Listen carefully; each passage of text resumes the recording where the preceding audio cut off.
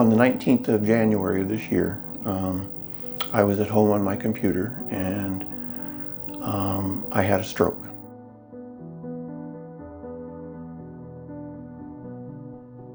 Dr. Arias walked into my room, introduced himself, told me what I had, told me what I needed to have done.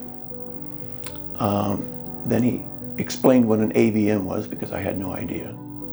The way that Dr. Arias handled that whole first, I'll call it interview, just gave me a tremendous amount of confidence in his ability to open up my skull and go in and repair my brain. An AVM is a hemorrhagic stroke, so there was hemorrhaging in my brain, in the parietal region, and it was on my left side of the brain, so it affected the right side of my body. The manifestations were it impaired some motor functions I had on my right side, mostly above the waist, but a little bit below as well.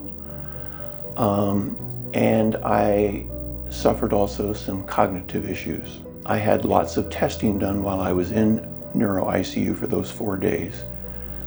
So they identified what exactly I was going to need to work on following my surgery. I certainly had no problems with walking. So whenever the weather was good outside, I would take walks, and I would walk at least an hour at a time, sometimes 2. And I was figuring when I first had the stroke and I had all this underlying confusion and I had some spatial issues that I was working with, I thought, my goodness, I'm not going to be driving a car for months.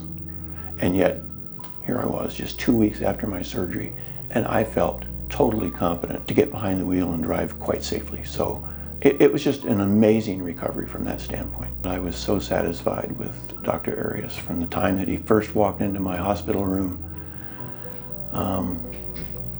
till all the way at the end after the surgery, and I said, okay, I'm done with all questions but one, and that final question is, are we done? And he says, we are done.